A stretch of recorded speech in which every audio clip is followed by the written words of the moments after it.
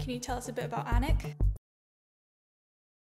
Alnwick is just what was called a beautiful little diamond. Alnwick is a small medieval market town. Community-focused town. Everybody knows everybody.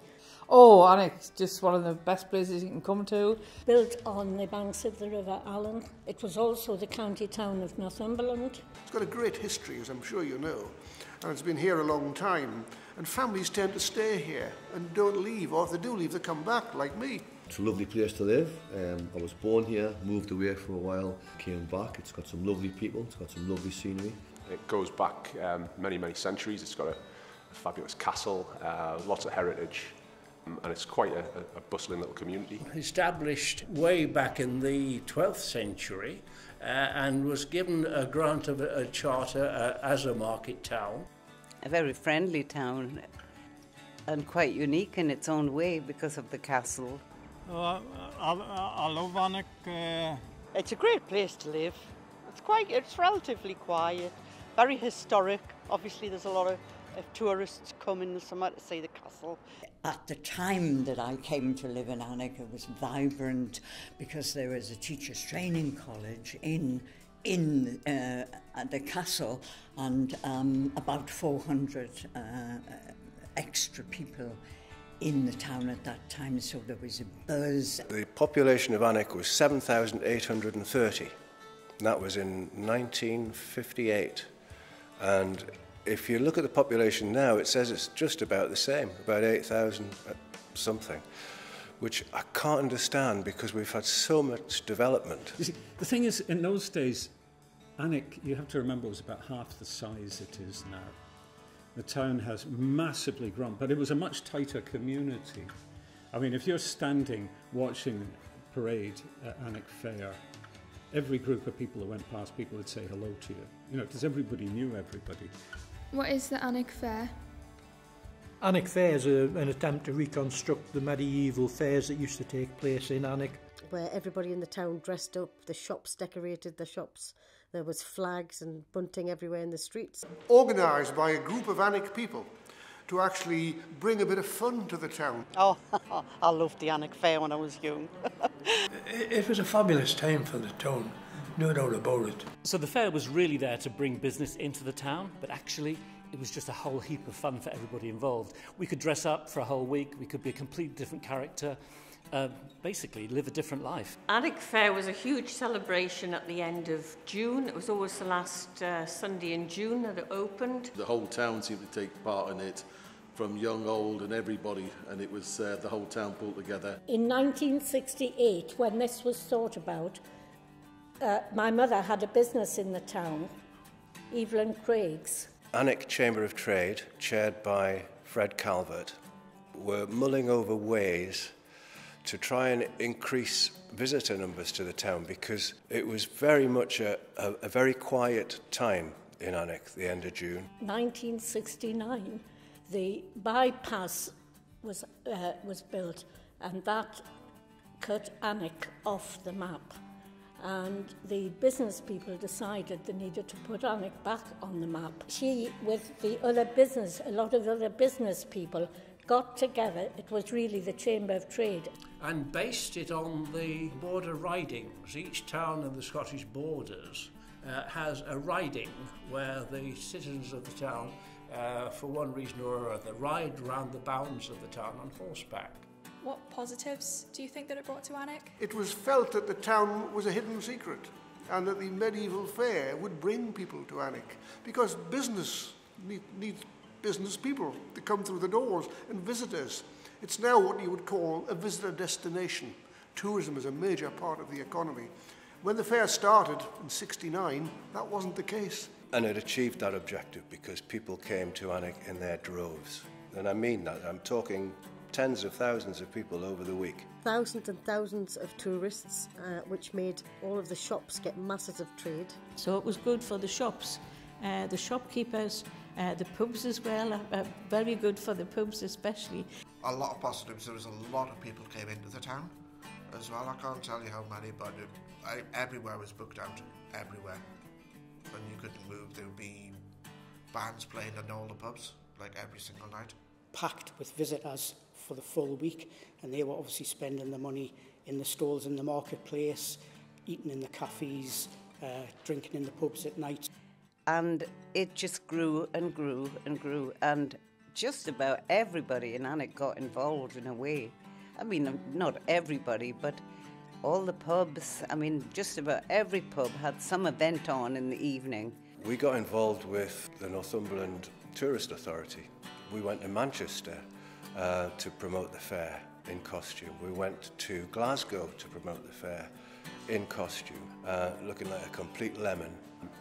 Because it was a costumed fair, I think people bought into it in the town, the residents, so everyone got dressed up. I can remember being at primary school and all of the kids in the school got dressed up in costume and would go down to the fair and perform on the stage doing little maypole dances and things. And it was a total communal effort. There was no doubt about that. I'm very pleased and proud over the years to be involved. I've been involved in it.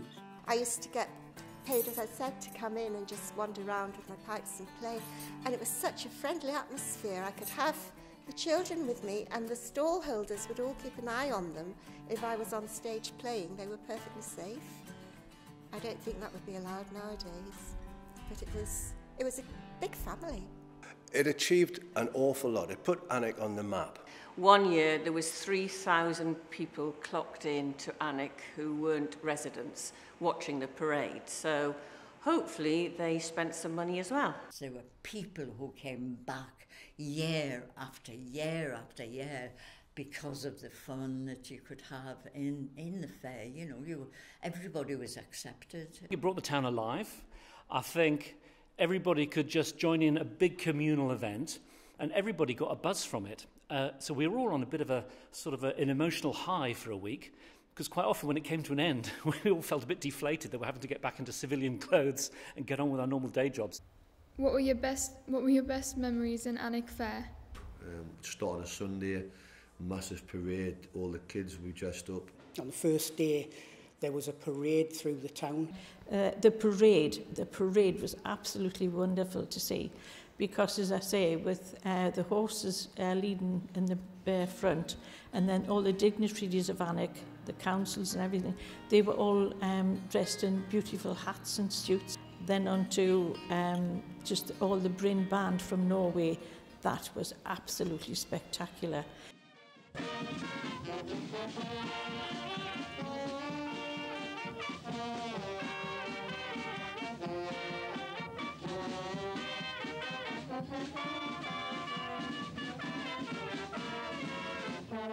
Happiest memory, I think, was always going in the parade, getting ready on the Sunday, getting dressed up and joining the parade. I'm trying to think where it started.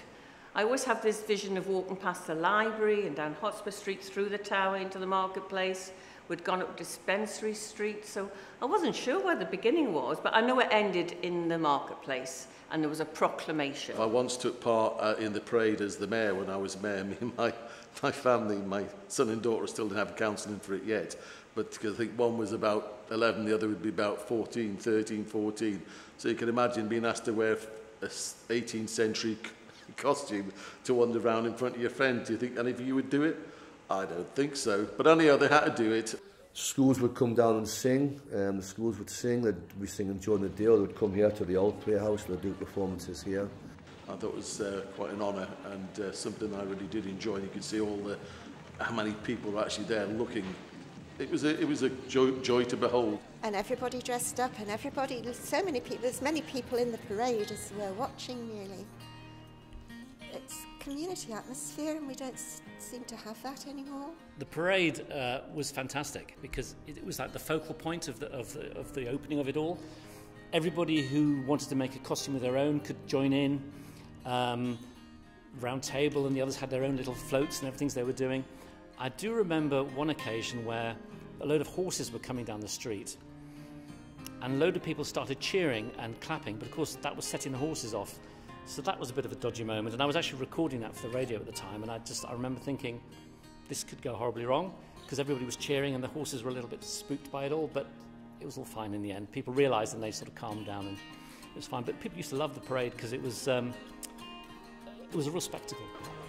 It was such a highlight of my calendar, the fair, that even though on the Saturday I went with a good friend, Alison, to the final Wham concert in Wembley. Yes, I did, folks. I know it's hard to believe, but I did it. So that would be 1986. We drove down to Wembley on the Saturday morning. We saw the Wham concert.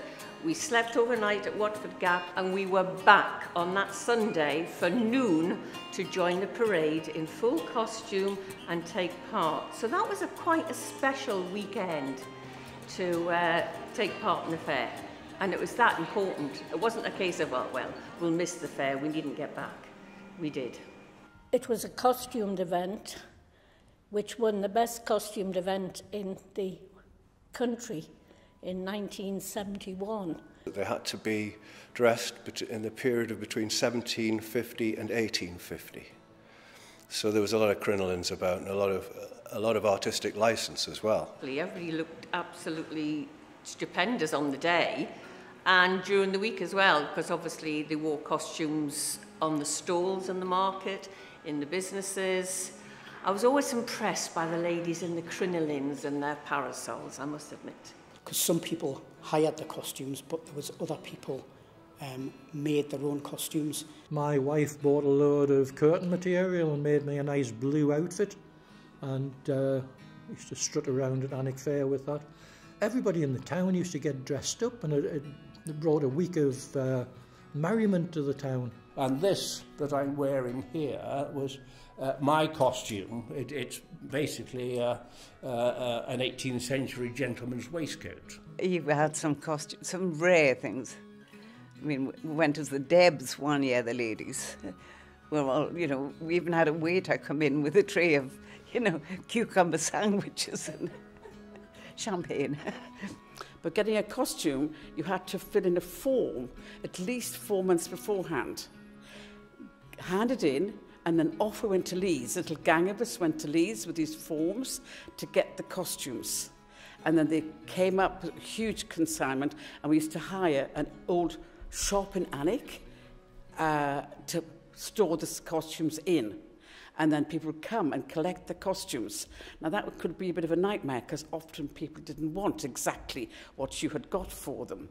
I remember the very first one I got was an orangey thing, and Lillian McLean was then in charge of getting the costumes. I didn't like this costume with a pension, and she found me there was a stunning costume. I don't know who the costume must have been for, but I was lucky then to get this stunning costume, which I then hired for the next few years. All the ladies had been in the basket before me, and I was told I could have this, and it was brown, you know, and buttoned right up to here, and I thought, oh God, mainly brown, and a bonnet, but when I put it on, it was, because it was, well, I mean, I'm quite old now, but, you know, it was lovely.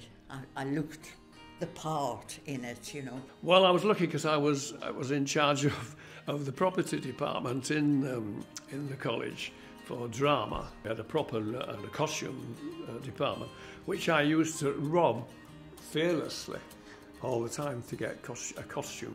I remember one that my mother had made. I think it was a little silver astronaut costume and the hat.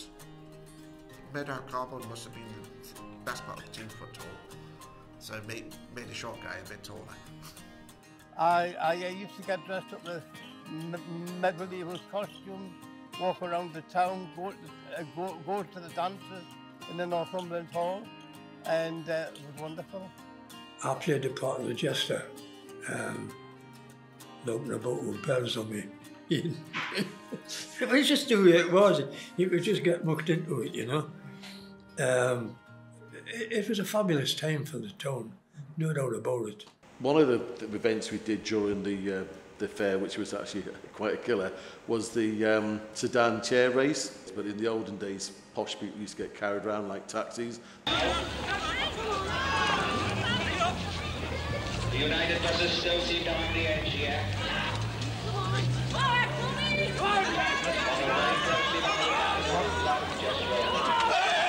You had to make it yourselves. You had to get a lady on it and go over obstacles in a race, so that was quite hard. And they used to have to get the smallest person, because the smallest person used to have to sit in the sedan and race. So we thought we'd build the best sedan chair we could build, and it was phenomenal. It was a post box. Tracy Wilson was our passenger, and we won the prize for the best sedan chair, but there was a race that follows it. It goes around a course, and we couldn't lift it. It was so heavy. It was killing us, and we were all looking at each other going, so we took the top off and everything, took everything off, and then just ran with Tracy flying all over the place. And the team that won, funny enough, had a 9-year-old girl as the woman on the chair, which we didn't think was right, but it was obviously not against the rules because they won. And honestly, there was a few little bruises because it wasn't made properly. They used to fall down or, fall out or crash each other. And then they had the militia, they were chained together, and they went round the pubs to see everybody did everything right. I mean, the lads that went out at night called the chain gang, they had a bunch of chain gangs and things on their legs going around the pubs as usual, but they were doing it for charity. And again, they weren't working, well, they weren't officially working the next day because they couldn't work the next day because they'd been so busy going around with the chains around their legs, around all the pubs. They were all given. Again, the publicans were so very, very kind, gave them all half a pint. And just think what they were like after half a pint in every pub in Alnwick. I used to heave a sigh of relief when I was the chairperson, because when it got to the Saturday night and we hadn't had an accident. The Lewis family were always prominent in everything in Alnwick. So Ken Lewis, I think, was one of the restarters of it. His wife Penny, and of course Peter Lewis was one of the militia. I honestly didn't think about that until I was asked to say something on here, but it's right, it's been part of my life. I mean, self-aggrandisement here, I designed the first Alnwick Fair motif because I was at art college when Dad told me that they were going to run an Alnwick Fair and would do a motif for the front of the programme, so it was awful. So I used to get ducked just about every year as well, where they put a wench on the end of a long stool and they tipped you in the water and you had to repent for your sins and things like that. Probably politically incorrect now, like the ducking of young ladies because they'd allegedly committed some offence. They would be summarily tried and then dunked into a pool of water. In those days, the husbands had to give permission for things. It's ridiculous. They said to him it would be all right to duck me, and he said no because of her costume. I've always resented that. Well, it's really from the historical thing of young damsels being dunked for witchcraft. So they had a huge yellow skip, which the fire service very kindly filled with water. That was set up at the bottom of the marketplace. The young damsels were tried for witchcraft. I really hated this thing with the militia ducking women. It was supposed to be a bit of a joke about, oh, the scolding wives or whatever are going to get dunked in the water, but it wasn't, you know, it was like men old enough to know better grabbing squealing young women and strapping them to this chair. And I used to have arguments with people and say, oh, you're being so po-faced and you're so right on. I don't know if it was or not. The duckings were the favourites. And can I just say, no girls were ducked unless they gave their consent. It appeared that the militia, who were like the police, were just chasing girls at random, but this wasn't true. Every girl who was ducked gave her consent.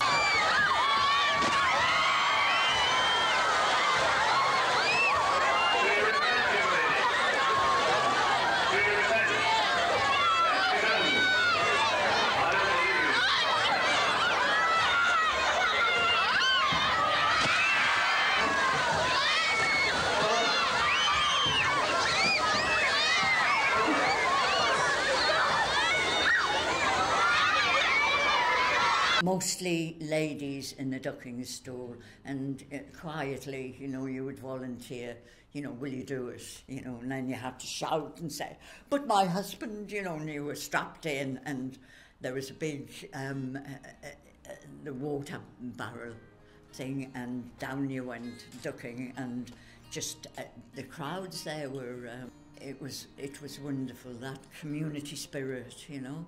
And I actually was one of the few men to be dunked in the ducking stool. I quite enjoyed it, if I'm honest. Got a hold of us, marched us onto the stage, and you had to sort of go on your knees and, do you repent, wench? I'm like, no. Do you repent? No, and you can't get into it, you know. The whole town went, Dunker! Dunker! All the schools in the area would have days out at Alnwick Fair. So that would be a busload of children with the teachers and the parents. So they came from Newcastle, Sunderland, Morpeth, up to Kelso. So they came from all around the area to come to Alnwick, just the children. We also had a fair queen every year, which we used to have to choose. And the running gag always was that no matter how beautiful this person might be, no matter how wonderful they might be as a person, and would be the classic case for being the queen of the fair, that somebody else was chosen perhaps. And the gag always was that the only reason you got to be queen is if you fitted the dress. Now, I have to say, this is not true, and years later, I think people still think this was true. It wasn't a Cinderella-style coronation. Anyone could be queen, whether you fitted the dress or not, we could alter it. I was honoured to be chosen as the Fair Queen in 1975, so I played a big part during that week. Friday night before the fair, there was always a dance in the White Swan, and it was my employer that put my name forward. I didn't actually know until that night that I was entered into the fair. And then when I was chosen, it was just tearful. Yeah. But it was a huge honour. I attended a lot of the functions in the evenings and then just walked around the town with the Queen Mother. And her attendants. My daughter was one, attendant 1 year. And she would go around with her chaperone. It was Mabel Forsyth in those days. And the Fair Queen and her attendants and chaperone would go to all the pubs and watch a little bit of the activities that were going on. There was Lillian McLean, and there was Evelyn Craigs, Mabel Forsyth. My own mother was the original Queen Mother, and then Lillian McLean, who had a hairdressing shop in the town, she took over from my mother because I was chairman, and then when I gave up as chairman, I took on the role of Queen Mother, looking after the Fair Queen and the Fair Princess for the week. It was lovely. Best memories of Alnwick Fair for me would be the Thursday night, which was the Strong Man, where people would come from Armble, Allenmouth, Wooler, Beadnell Sea Houses. All them places all had someone who wanted to win that competition. And it started off at the Tanner's pub, and used to walk down to the Fleece, and you had to up again, but you had to carry a bag of sand. Want to go in for the strongman competition, where they carry the sack, and the man says, no, because you're a girl. I says, well, I'm pretty sure I could lift that just as good as a man could. They said, no, it's just for men. I'm like, oh. But see, this day and age now, if I asked to do it, they would have to let us. The year that I'd done it, we filled a bag with 4 more stone in it than what the weight was. I lifted it on my back just to make sure that I could lift it, because I didn't want to come down into Alnwick and put it on my back and collapse in front of everybody. I'd be the laughing stock of the fair. I'd end up getting ducked or in the stocks. Well, me doing the strongman, I won it twice, 1992 and 1994. But I could hear everybody. I could hear everybody's voice. Everybody who I knew was shouting. And I'll never ever forget that feeling. 10 or 15 pound or 20. It was a lot of money in them days. I started working in Alnwick tax office. A new officer in charge arrived. One of the first things you had to tell them and persuade them to do was that during Alnwick Fair, arrest him, drag him along to the marketplace, take him up on the stage, try him for taxing the people of Alnwick far too much during Fair Week. He would then get dragged down, put into the stocks, and for the next half an hour, people would pelt him with rotten tomatoes. I remember like going into the pubs and I used to I was arm wrestling for pints, and I was quite good at it. I got quite drunk many a night, which was great. Because I used to go to the gym all the time, and I was well fit, and I had quite strength, good strength in that, and I used to arm wrestle some of the lads for pints. There was only one guy I could never ever beat, and I probably still couldn't today, and that was Jamie Temple. But everybody else, yeah. I used to have my own tankard strapped to my bag. It was a pewter tankard with a clear bottom, because we used to drink cider a lot in the fair, and it used to keep the cider nice and cold. And then you weren't using glasses all the time. You'd just take it with you and present it, and they would fill it up for you and stuff like that, And the Nag's Head in Alnwick, and Oscar's Wine Bar in Alnwick, and the Queen's Head Hotel, I would say, and the Tanner's Arms, they were the main pubs for me. Well, most people's memories are clouded in vagaries because alcohol played quite a bit of a role in what happened at the night time. So I can really only remember what happened during the daytime, to be honest. One of the things that we did during my time with the theatre company was to put on something or other as part of the entertainment, usually in the marketplace, but sometimes in the Playhouse as well. A mad, wonderful performer called Denny Ferguson was on the other side of the stage, and I would eat a flame, and then using my incredible mental powers of concentration, I would send the flame through the metal shields, and it would come out of Denny's mouth. And I looked over and I saw Denny's eyes start to glaze over. And what had happened was he'd taken a mouthful of paraffin a bit early, and I was going on and on. He thought he'd be able to get rid of it, but I kept going on and on. He was looking at me frantically, please. And eventually I concentrated. He blew the flame, it came out of his mouth. People applauded wildly. But poor Denny had swallowed half the paraffin. He told me he was shitting through the eye of a needle for about 3 days afterwards. A very, very good friend of mine, Duncan Elston, a photographer, and I think his original shot was in Amble. He made a film of Alnwick Fair.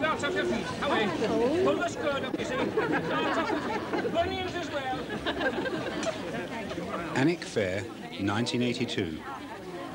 For most people, Alnwick Fair starts on the Sunday. In this case, Sunday, June the 27th. He got me to go around town interviewing people, young people, older people, and like you're doing today, asking them what they liked about Alnwick Fair, what they were looking forward to. Hello, I'm joined now by an Alnwick shepherd. Hello, sir, what's your name? I'm called, what am I called? John Stevens. That's right, I am John Stevens, and he's, Simon Stevens. That's right, aye. You may recognise Lee's face. She was one of the victims of the ducking stool. Hello, Lee. Hello. What was the experience like on the ducking stool? Frightening. Are you enjoying the Alnwick Fair? Oh, it's fabulous. I've been here since Wednesday every day. Yeah. It's been very good. It's fantastic seeing everybody going around in traditional costume. I'm joined now by the Brim band leader, Inga Nick Larson. I hope I pronounced that right, did I? Yes, that's correct. You are the leader of the Brim band. Yeah. You come to Alnwick every year to appear for the Alnwick people. Is it a highlight of your calendar? Oh yes, no doubt about that. We have been here for many years now, all the way, I think, since '73. Yeah. Best memories playing in it, and I wasn't old enough to drink at the time, I remember that.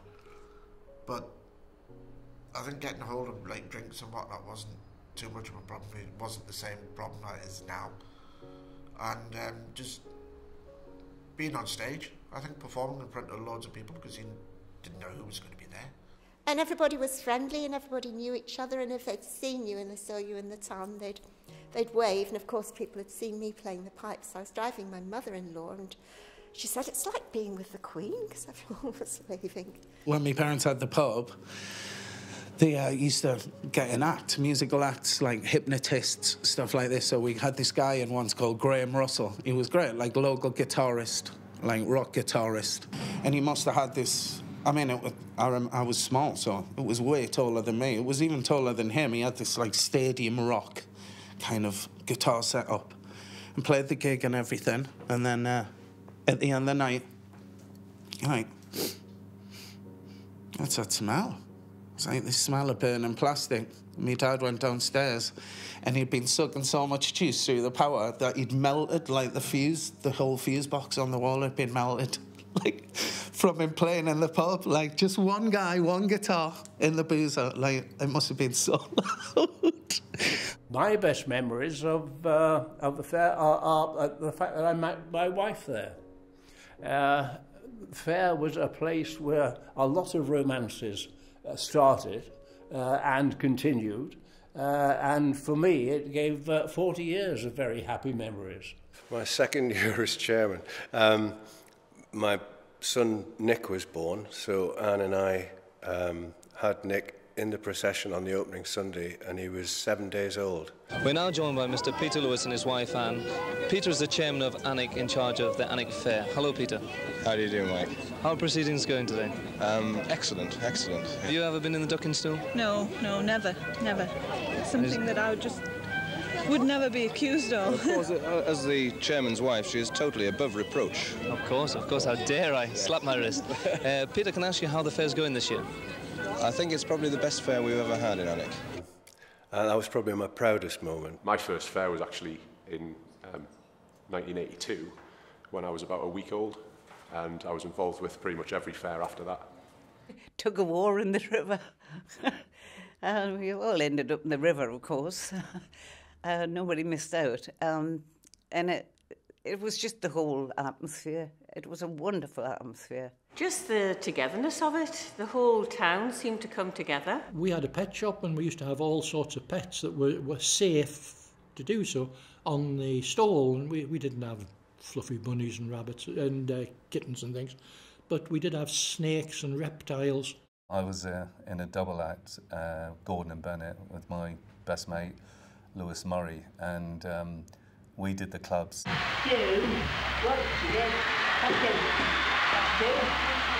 My name is Lamb. Because I've come for Nan to take her to the dance. I'll go on and show yourself. The third one says, my name is Tucker. Eat it on your bike, Just great fun. We were asked to do BBC Radio Newcastle for the whole week, come on at 8:25 to talk about the fair, what was happening, what was coming on. It was just great fun. It was just really, that was the interest. It was all over the place. He's Mr. Personality himself. He's Mr. Showbiz himself. He's the one and only Mr. Bruce Forsyth. Put down again, Bruce Forsyth, yeah!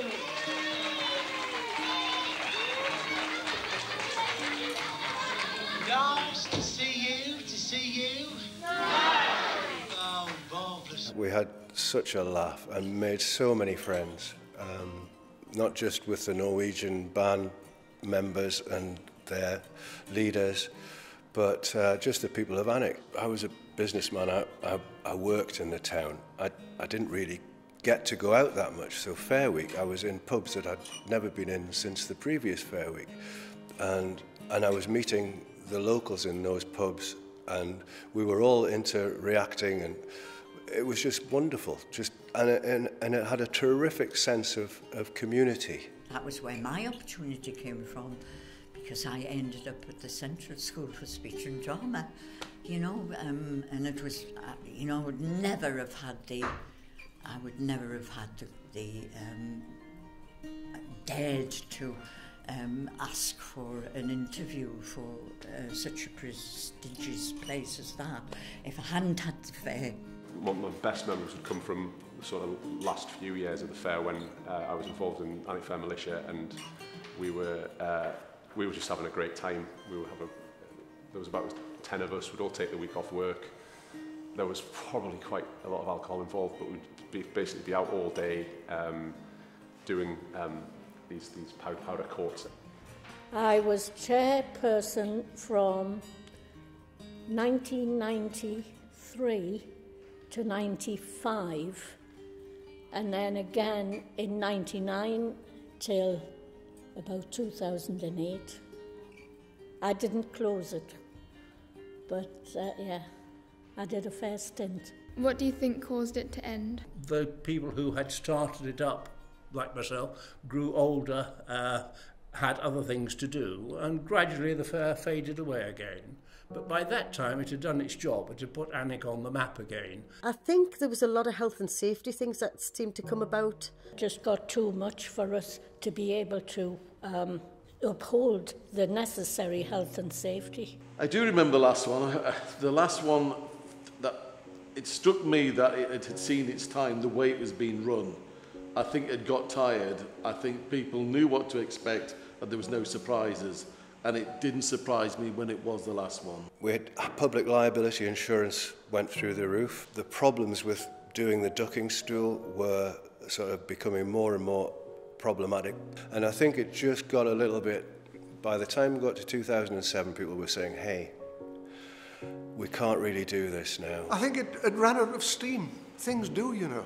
It was one of those entertainments that needed a group of committed people prepared to put a lot of work and effort in. And some of those people died and moved away. As the committee grew older, and it's like, who is going to take over? When the fair came to an end, it was simply down to lack of volunteers able to commit the time to organise it. So in its heyday, there were maybe 30 people on the fair committee, maybe more, who would all be working all year really hard to make these things happen. I think every year it got more expensive as well, because the council wanted more money to close various roads for various events. For the last few years of its existence, there was less and less people getting dressed up. Broader societal changes. I think the town wasn't as receptive as it had been. The shopkeepers didn't dress up anymore, the schools didn't come down anymore, and they'll all have their own reasons for that happening. And I think the combination of all of those things just meant that there wasn't really the appetite for it anymore. I mean, they duelled more of the A1, it was becoming more a commuter town. This was, of course, before the castle was the entertainment zone that it now is. It was just a castle then.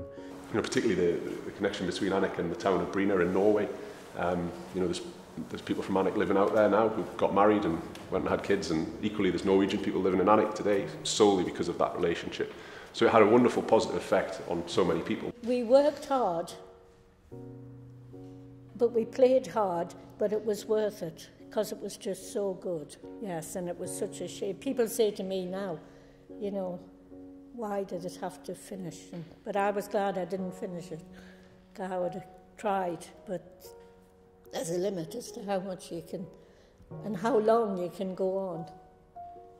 But I enjoyed every minute of it, yeah. But it doesn't mean to say now there's not talent in Alnwick that could get together as a committee and bring it back, and it would be phenomenal. We've now got things like the Food Festival.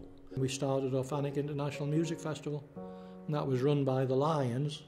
And then in the late 1980s, the Lions decided that they weren't making any money out of it, so they weren't going to support it. So Adrian Irons and I put together an independent committee. I actually was chairman of the Alnwick International Music Festival for a while, which wasn't an alternative, but it was a different kind, but similar kind of event, where we had musical groups from all over the world, and I mean all over the world. The town is quite vibrant in that sense. It's got a lot going for it, and there's lots of small volunteer groups who are running these things in their own time and giving people a wonderful time at the same. The Trove Tuesday football was fantastic. I mean, I've never seen anything like it, and lucky enough I took part in a few. They kicked the ball into the river, and I dived in for it. I dived in for the ball. Get in. And my mum goes, I see the pure horror on my face, what you doing? So I'm going in for it. So I just dived in. The water was like a sheet of ice. The Playhouse is an extraordinary asset because, as well as the performances, as well as the film screenings, as well as the meetings and all that stuff that happens here. Now, of course, it's got the library here. So this really is a focal point for the community, and we're lucky to have it. The life and soul of everything that happens, you've got to have social contact. It's been very difficult during COVID, being locked away from people. It's about sharing. It's about any kind of live event. You have to turn off the telly, put your coat on, go out in the rain or whatever, and go and meet other people and share things and feel things at the same time. Can you ever see it coming back, and if you did, what do you think would change? I would love it to come back. Well, like everything, it has to change. Love to see it come back. It was such fun. And everyone in the town was friendly and smiling at each other and stopping and chatting. Lovely atmosphere. Yes, very much. Oh, I miss it all the time. It probably will come back, I think, in time. It would need that nucleus of people to get together. It would be lovely to come back. There isn't a cohesion in the populace to do what we did. I think it would be great to bring the fair back. It certainly would bring the town together. Yeah, I think a revival of that, the Alnwick Fair, for people I think you need a great team, you need someone with enthusiasm, you need people to make it modern but also tap into what made it great in the first place. I actually do hope it would come back one day. Whether I would be involved with the same vein, I don't know, but it would probably be a slightly different event. But the town needs things like that, and it would be really fun for it to happen. Oh yeah, I would love it to come back. You looked forward to it, you know.